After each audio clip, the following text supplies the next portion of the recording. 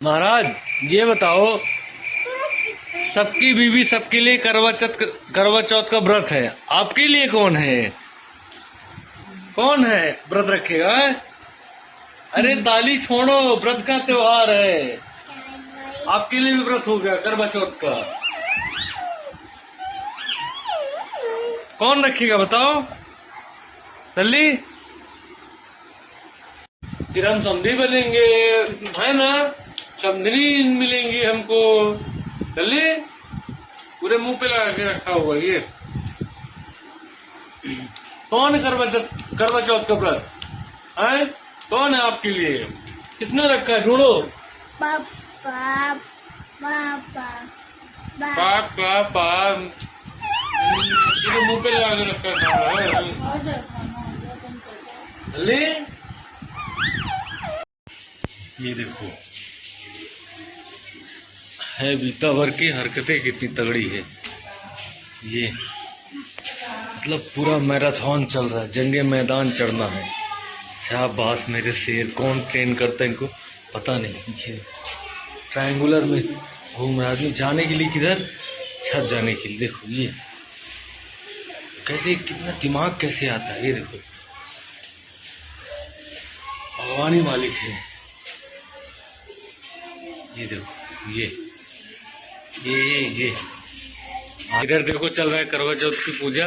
ये तैयारी देखो। और इधर देखो महाराज मोबाइल देख रहे हैं। पूजा आरंभ होने वाली है और पंडित हैं हम महाराज।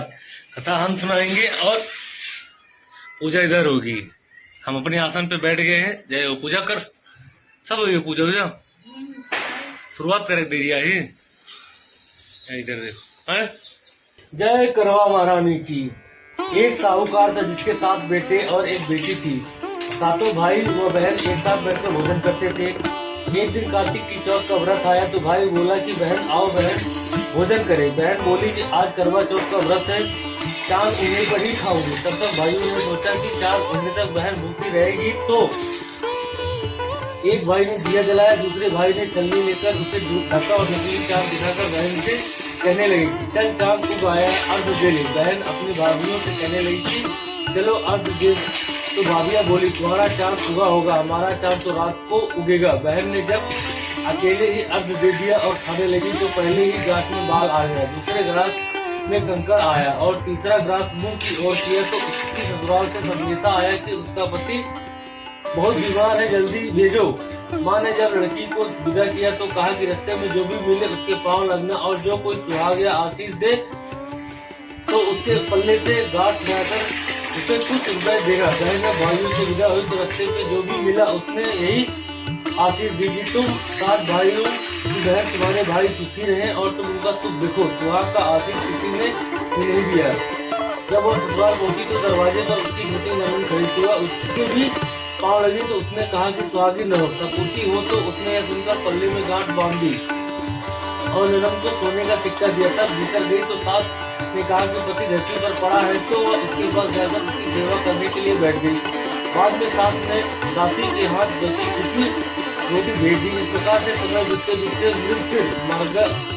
मार्गशीर्ष की चौथ आई तो चौथ माता बोली करवा ले भाइयों व प्यारी करवा ले। लेकिन जब उसे चौथ माता नहीं दिखलाई दी तो वह बोली हे माता आपने मुझे उजाड़ा तो आप ही मेरा उद्धार करोगी, आपको मेरा सुहाग देना पड़ेगा। तब उस चौथ माता ने बताया कि पौष की चौथ आएगी, वह मेरे से बड़ी है, उसे ही सब कहना हुआ तुम्हारी सुहाग वापस देगी। पौष की चौथ आकर चली गई, माघ की चली गई, फाल्गुन की चली गई, चैत वैशाख जेठ आषाढ़ श्रावण भादो की सभी चौथ आई और यह कहकर चली गई। आगे वाली को कहना असोच की चौथ आई तो उसने बताया कि तुम पर कार्तिक की चौथ नाराज है, उसे ने तुम्हारा सुहाग लिया है, वही वापस कर सकती है, वही आएगी तो पांव पकड़कर उसकी विनती करना। यह बताकर वह चली गई।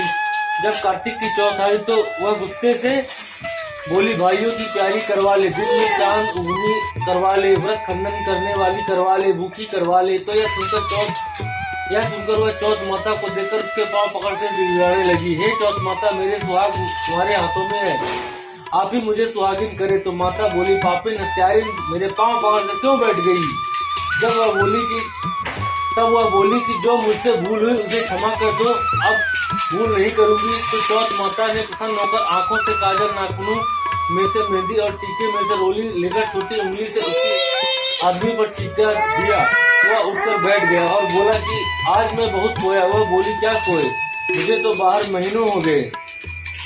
अब जाकर चौथ माता ने मेरा सुहाग लौटाया। तब उसने कहा कि जल्दी से माता का पूजन करो। जब चौथ की कहानी सुनी, करवा का पूजन किया तो प्रसाद खाकर दोनों पति पत्नी चौपट खेलने बैठ गए। नीचे से दासी आई, उसने उन दोनों को चौपट पासे से खेलते देखा तो उसने सासू जी को जाकर बताया। तब से सारे गांव में यह बात प्रसिद्ध होती गई कि सब स्त्रियां चौथ का व्रत करें तो सुहाग अटल रहेगा। जिस तरह से साहूकार की बेटी का सुहाग दिया, उसी तरह से चौथ माता सबको सुहागिन रखे। यही करवा चौथ के उपवास की सनातन महिमा है। जय हो करवा चौथ महारानी की जय। खत्म।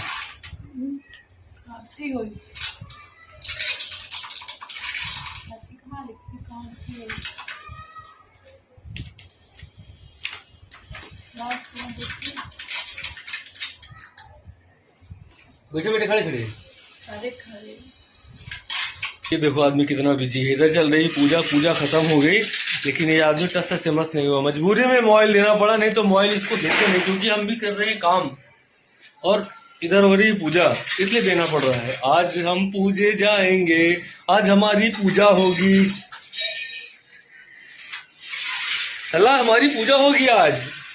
ये देखो रेडी है सब पूजा वाला सामान। लल्ला लल्ला पूजा होगी आज। चलो आरती गाते हैं।